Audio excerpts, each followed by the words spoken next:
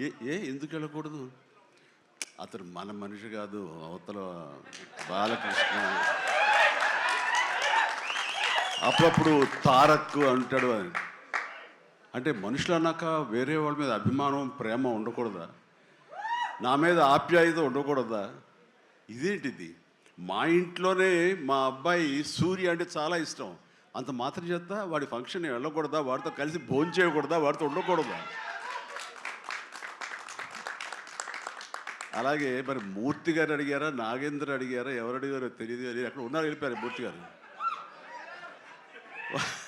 తెలియదు కానీ నేను ఆ క్లిప్ చూశాను, వాయిస్ గుర్తు లేదు.